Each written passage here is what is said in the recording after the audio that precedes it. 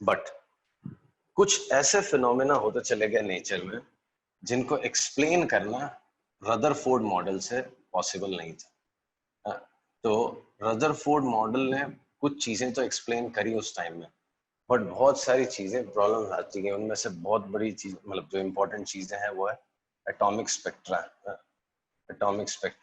या line spectra, और भी बहुत सारी चीजें और कुछ डेवलपमेंट्स ऐसे होते गए which could not be explain with the help of Rutherford model. Rutherford model के हेल्प से एक्सप्लेनेशन नहीं मिल रहा था, नहीं। तो उसके लिए बाद में जाके एक नया मॉडल आया, बोर मॉडल ऑफ एटम, नहीं। तो रदरफोर्ड मॉडल से बोर मॉडल तक पहुंचने के लिए बहुत सारी चीजें आपको छोटी छोटी सीखनी है। वो स्टार्ट करते हैं हम लोग। तो उनमें से सबसे पहली चीज है जो आपको समझनी है, electromagnetic waves. electromagnetic waves. Now, electromagnetic waves. So let's see what are electromagnetic waves. So sound waves आपको पता है, you know what are sound waves, right? Sound waves पता है आपको?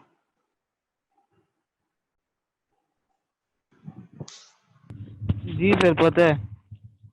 Sound waves सबको पता है, right? हाँ वाइब्रेशन, जो वाइब्रेशंस है, right? So अगर आपने स्कूल लैब में ट्यूनिंग फोक देखा होगा, ऐसा एक ट्यूनिंग फोक जैसे एक चीज ऐसा आपको लैब में देखने मिलेगी। ये इसके प्रॉन्ग्स हैं, these are the prongs of tuning fork which vibrate, नहीं? जब आप इसको किसी चीज से हिट करते हो तो वाइब्रेट करते हैं। तो ये जो वाइब्रेशंस होते हैं वो आप देखोगे इसमें लिखा होता है 256 हर्ट्ज, 400 512 हर्ट्ज, ऐसा सब लिखा होता है। तो ये प्रॉन्ग्स एक सेकेंड में 512 टाइम वाइब्रेट कर रहा है। तो जब इतने टाइम्स वाइब्रेट करता है, जब उसको हिट करके कान के पास लगेगा तो कैन हियर दैट। तो ये जो वाइब्रेशंस है, these vibrations you can hear, right? तो साउंड वेव क्या है? Sound waves are basically vibrations, right? तो वाइब्रेशंस है। तो अभी ये मेरा हाथ वाइब्रेट कर रहा है, तो ये मुझे सुनाई देना चाहिए क्या? नहीं सुनाई देता। क्यों नहीं सुनाई देता? अगर एक सेकेंड में 20 टाइम से कम होता है तो this is perception of human ear कि वो मुझे सुनाई नहीं देता। एक्चुअली होता क्या है, ये वाइब्रेशंस हैं। 8th स्टैंडर्ड में बड़ा डिटेल में आपके ये समझाया हुआ था, how do we hear sound. तो हमारे कान के अंदर एक मैकेनिज्म होता है, नहीं? We have a mechanism inside our ears that वो एम्पलीफायर होता है, और कुछ कुछ 3 बोन्स थी, I don't remember the names. कुछ 3 बोन्स होती थी, फिर वहां से कुछ कुछ होके ब्रेन को एक सिग्नल जाता है, ऑडिटरी नर्व होती है वो जो सिग्नल लेके जाती थी। तो ब्रेन उसको रीड करता है कि हाँ मुझे कुछ सुनाई दे रहा है, ऐसा कुछ तो अंदर मैकेनिज्म होता है, राइट? ईयर ड्रम होता था, ईयर ड्रम में ये वाइब्रेशंस जब जाके गिरते थे तो क्या होता था, इसको अंदर कुछ कुछ चीजें होती थी एंड फिर ब्रेन को एक सिग्नल जाता था, तो ब्रेन उसको रीड करता था कि हाँ कुछ सुनाई दिया। तो परसेप्शन ऑफ ह्यूमन ईयर है कि जब तक ये 20 टाइम्स से ज्यादा वाइब्रेट नहीं करेगा मुझे सुनाई नहीं देगा। जब बढ़ते जाएगा बढ़ते जाएगा बढ़ते जाएगा बढ़ते जाएगा 20,000 हर्ट्ज तक सुनाई देता है, फिर उसके ऊपर फिर नहीं सुनाई देता। तो ये क्या होता है, ये रेंज को कहते हैं ऑडिबल रेंज। इसके नीचे जो था वो क्या था, इंफ्रासोनिक, सुनाई नहीं देता, इंफ्रासोनिक। एंड उसके ऊपर जो था दैट इज अल्ट्रासोनिक, ठीक? अल्ट्रासोनिक। अच्छा, intensity has something to do with energy per unit area per unit time, कितनी एनर्जी आपको मिल रही। तो intensity in case of sound has something to do with loudness, और ये किससे आती थी, एम्पलीट्यूड ऑफ वाइब्रेशन से, एम्पलीट्यूड ऑफ वाइब्रेशन। यही ट्यूनिंग फोक, ये ट्यूनिंग फोक आप धीरे से मारोगे ना बहुत लो साउंड सुनाई देगा, शायद इतना लो सुनाई दे कि आपके कानों को समझ में भी ना आए। फिर ये जब जोर से मारोगे ना तभी आपको थोड़ा सा लाउड साउंड सुनाई देता है। तो ये ऐसा ये वाइब्रेट करता है ना, तो ये एम्पलीट्यूड है, यहां से यहां तक वाइब्रेट करता है। तो this is amplitude. More is amplitude, more is loudness, और intensity of the sound is more, ठीक है? सो एम्पलीट्यूड का लेना देना है किससे, लाउडनेस से, ओके? अब देखो, फ्रीक्वेंसी का लेना देना है किससे? क्वालिटी से, frequency has something to do with quality of sound. Obviously एक और वर्ड क्वालिटी के लिए होता है टिम्बर, बट मैं उसकी बात नहीं कर रहा हूँ। जैसे male voice has low frequency, जो मेल वॉइस होती है उसकी फ्रीक्वेंसी कम होती है, female voice has high frequency. तो you can distinguish between the male voice and female voice, right? Reason frequency की वजह से। ज्यादा फ्रीक्वेंसी होगी तो पतली आवाज होती है, कम फ्रीक्वेंसी है तो मोटी आवाज होती है। ठीक है, याद आ गया सब साउंड का? Yes sir. Yes sir. Sir okay, अब देखो, ये साउंड जितना सोचोगे आप ना थोड़ा सा जादू जैसा लगेगा, मैजिकल जैसा लगेगा, इससे कहीं ज्यादा मैजिकल इलेक्ट्रोमैग्नेटिक वेव्स होती है। इससे कहीं ज्यादा मैजिकल इलेक्ट्रोमैग्नेटिक वेव्स होती हैं। ये नई टाइप की वेव्स हैं जो अब तक आपने सिलेबस में नहीं पढ़ी है।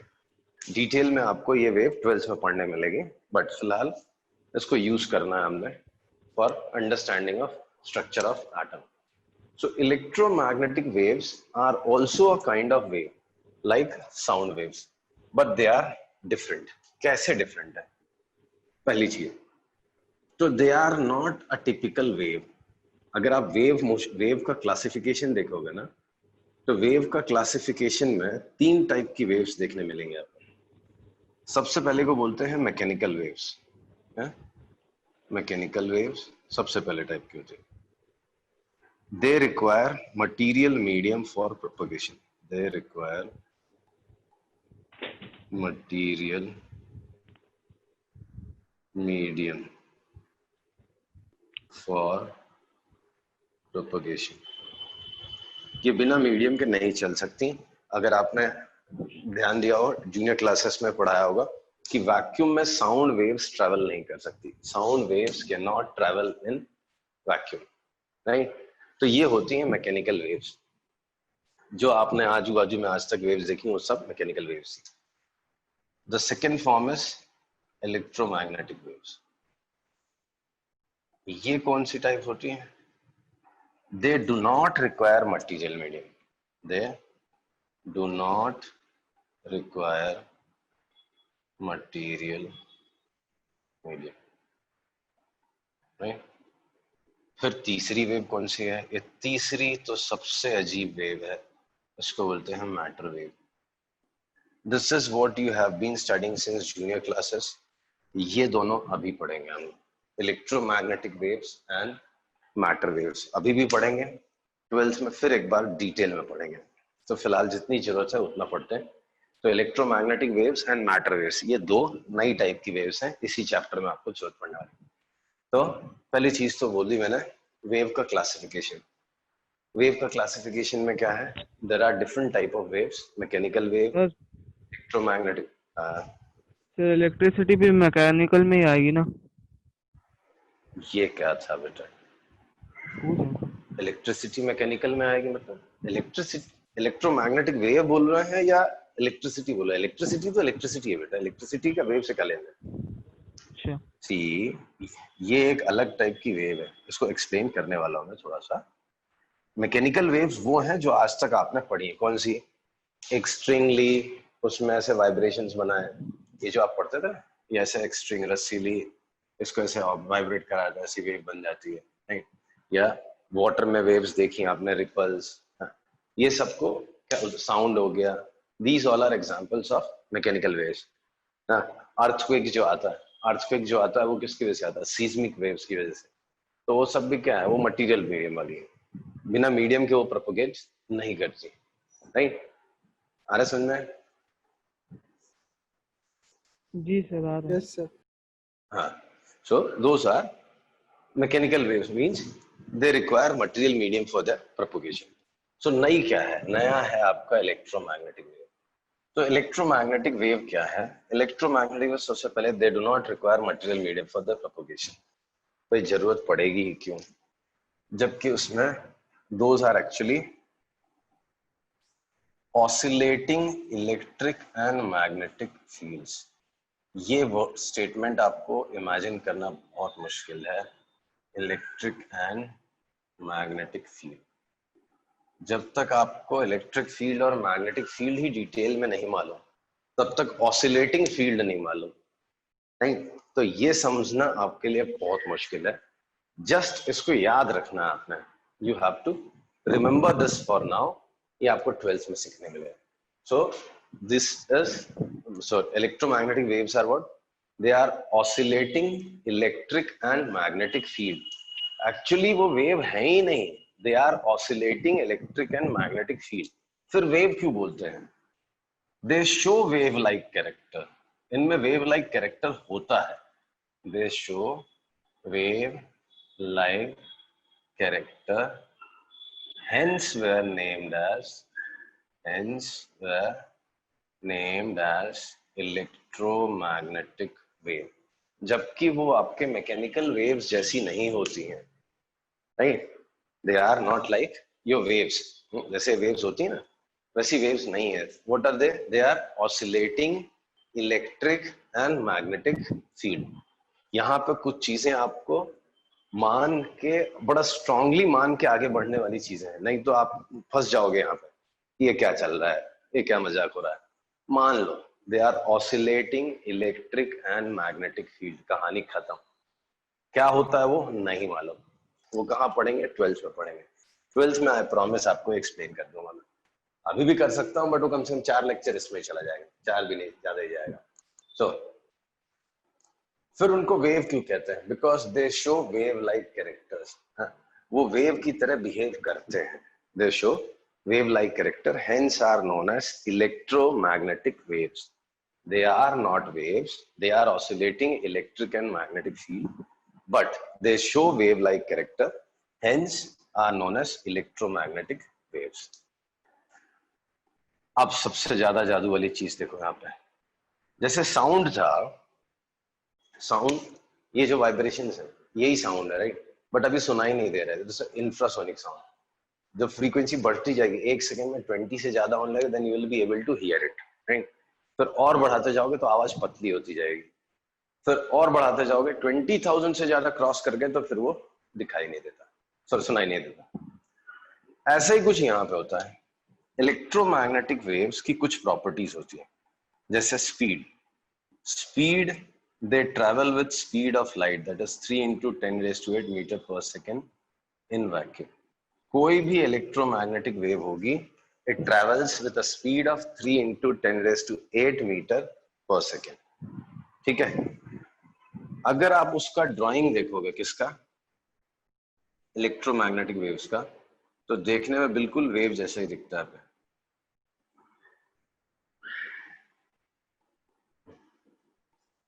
ये इलेक्ट्रिक फील्ड होता है, ये मैग्नेटिक फील्ड होता है।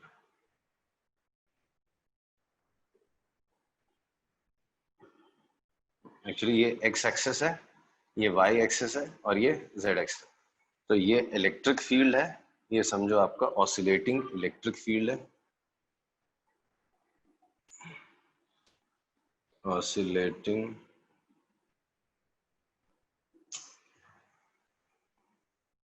इलेक्ट्रिक फील्ड है, ठीक। और ये आपका ऑसिलेटिंग मैग्नेटिक फील्ड है, ऑसिलेटिंग मैग्नेटिक फील्ड है, ठीक। अब देखो,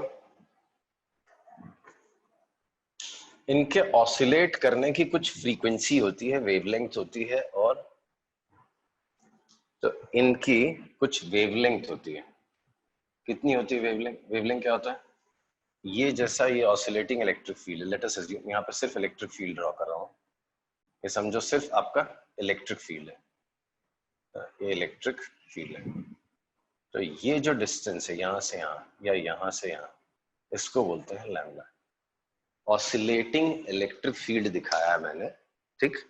तो ऑसिलेटिंग इलेक्ट्रिक फील्ड में क्रेस्ट और ट्रफ जैसी चीजें आपको नजर आ रही होंगी, भले वो कुछ फलता ही है, लीव इट। तो इसको बोलते हैं हम लोग वेवलेंथ। फिर वेव नंबर भी एक वर्ड होता है। वेव नंबर क्या होता है? वेव नंबर इज न्यू बार। क्या होता है वो? पर यूनिट लेंथ कितनी वेव्स होती है? Number of waves per unit length, क्या number of waves per unit length, इसको बोलते हैं वेव नंबर। ठीक है, फिर उसके बाद लिखता हूं मैं फ्रीक्वेंसी। फ्रीक्वेंसी क्या होती है? फ्रीक्वेंसी एन से डिनोट करते हैं हम लोग, number of waves passing any point. School exam में कभी कभी इनके ऊपर छोटे छोटे न्यूमेरिकल्स भी पूछते हैं।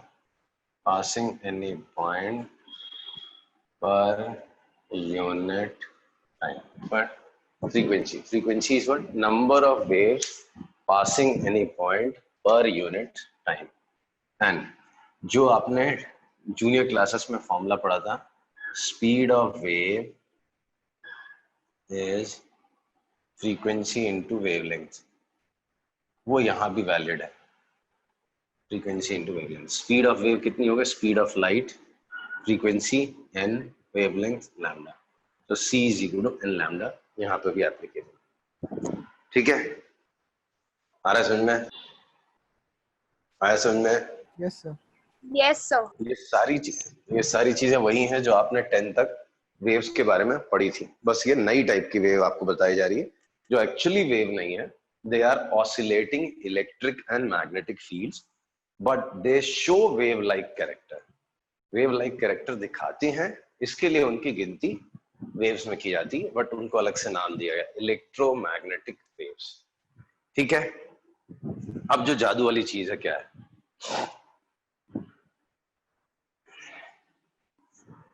जैसे आपको ये वाइब्रेशंस अलग अलग फ्रीक्वेंसी, कुछ आपके कान उसको डिटेक्ट कर पाते हैं, कुछ फ्रीक्वेंसीज आपके ईयर्स उसको डिटेक्ट नहीं कर पाते, वैसे ही इलेक्ट्रोमैग्नेटिक वेव्स की फ्रीक्वेंसी होती है। राइट, फ्रीक्वेंसी होती है 10⁻15 हर्ट्ज के आसपास, 10⁻15 हर्ट्ज के आसपास। यही वो फील्ड, वो इलेक्ट्रोमैग्नेटिक वेव्स हैं जो आपको दिखने लगती हैं। फ्रीक्वेंसी जब वेरी करती है, वेवलेंथ 10⁻⁻6 मीटर के आसपास होती है।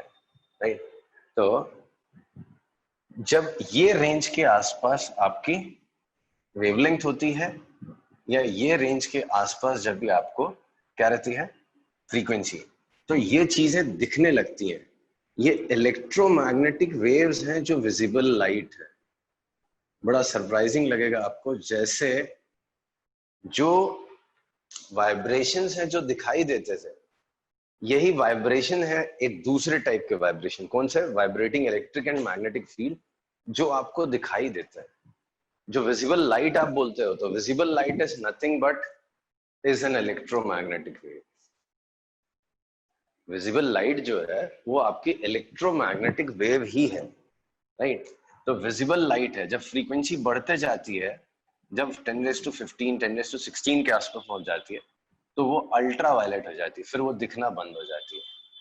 जब कम होने लगती है तो एक लिमिट के बाद हमको दिखाई नहीं देती, उसको बोलते हैं इंफ्रारेड।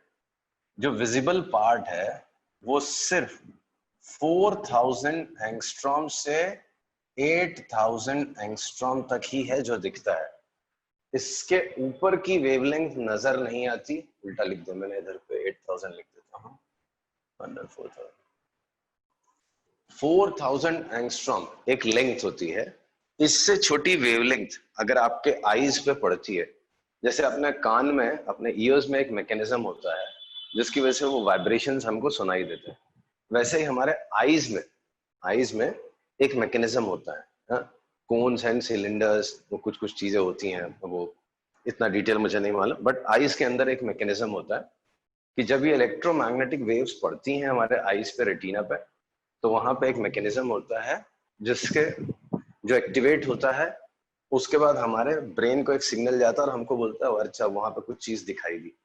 तो दिखना मतलब क्या? इलेक्ट्रोमैग्नेटिक वेव्स का आना, ऐसी स्पेशल इलेक्ट्रोमैग्नेटिक वेव का आना जो हमारी ह्यूमन आईज समझ सके। राइट, फिर वो ब्रेन को एक सिग्नल भेजती है कि we can see something there.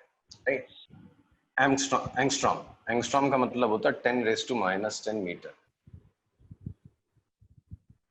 1 angstrom is 10, जैसे 8000 एंगस्ट्रॉम लिखा है ना, 8000 एंगस्ट्रॉम का मतलब होता है 8 into 10⁻⁷ मीटर, समझो?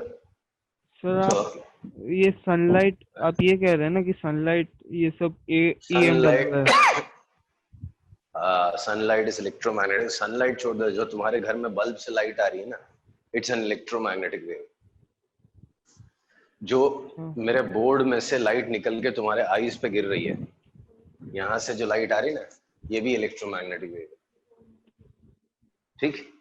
वो छोड़ दो। जब मैं इंफ्रारेड बोल रहा तो हूँ, फिर infrared radiation actually heat radiations. तो जो आपको हीट रेडिएशन आती है ना, दिखाई नहीं देती, हाँ, आप देख नहीं पा रहे हो। आप अपने स्किन से देखते हो क्या? नहीं देखते ना। नहीं अरे नहीं स्किन से नहीं नहीं वार्मथ मिलता है नहीं। ना, स्किन हाँ से वार्मथ नहीं मिलता?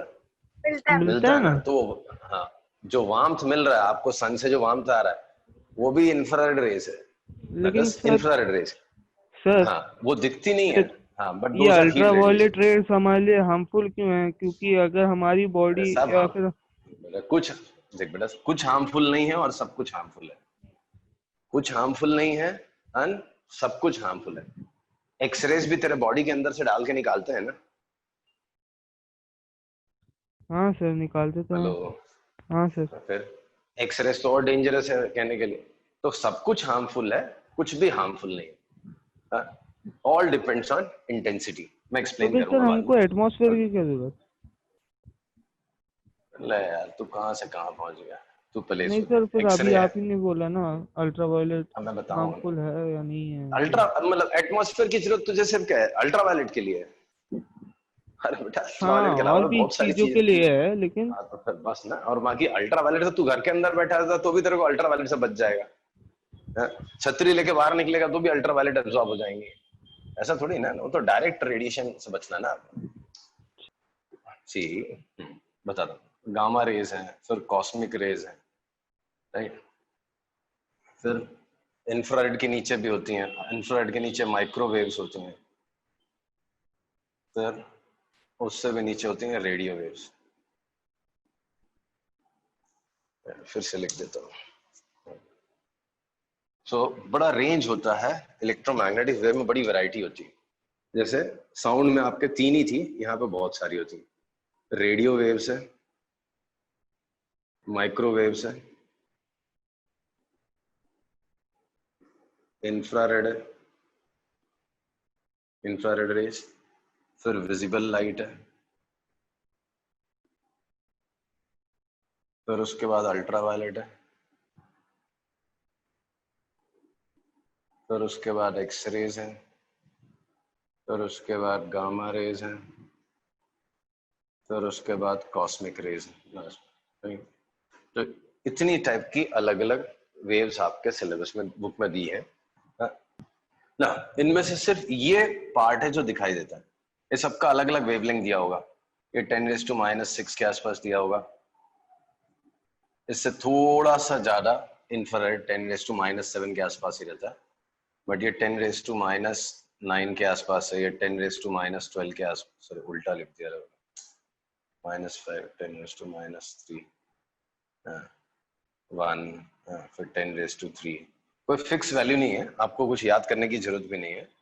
जैसे बता रहा हूँ, 10⁻⁷, 10⁻⁹, 10⁻12, ऐसे सब अलग अलग। और इन्हीं का C से डिवाइड कर दो, या 10⁻15, इसका 10⁻15 के आसपास है, अलग अलग वैल्यूज लिखे। तो एक रेंज होती है कि इतनी से इतनी फ्रीक्वेंसी आपको दिखाई देगी, इसके ऊपर की आपको दिखाई नहीं देगी। तो कैरेक्टर्स बदलते जाएंगे तो कुछ कुछ चीजें नई नई आती है, तो सॉरी, वेवलेंथ फ्रीक्वेंसी बदलती जाएगी तो कुछ कुछ नई नई चीजें आती जाएगी। ठीक है, आ रहा है समझ में? हेलो? Yes sir. सर आ रहा है। Okay. So electromagnetic waves are what? Oscillating electric and magnetic fields. They show wave-like character, sir hence वो cosmic are rays, known as। Cosmic rays का क्या दिए हैं आप? मतलब उसका कुछ नहीं बेटा, वो भी एक रे है। हाँ, वो भी कॉस्मिक रे है। नहीं, उसका वो क्या दिए, नंबर क्या दिए? 10⁻⁻15 के आसपास रहता है। सो कॉस्मिक रेज होती है 10⁻⁻15 मीटर के आसपास। सो अब देखो, इंटेंसिटी किसकी वजह से होती है? अब ये जो पॉइंट्स बोल रहा हूँ ये याद रखना, आपको यही यूज करना। इंटेंसिटी किसकी वजह से होती है? इंटेंसिटी इन केस ऑफ, अगर लाइट बोलो, visible light, in case of visible light intensity मतलब ब्राइटनेस। जैसे इन केस ऑफ साउंड, साउंड के केस में इंटेंसिटी मतलब क्या?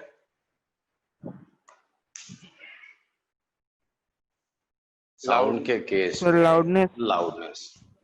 अगर इंटेंसिटी लाइट के टर्म्स में, विजिबल लाइट के टर्म्स में अगर मैं बात करूं तो इट इज ब्राइटनेस, ठीक है, इन case of visible light. Else sorry, it is energy carried per unit area per unit time, per unit time। Basically intensity का लेना देना किससे है?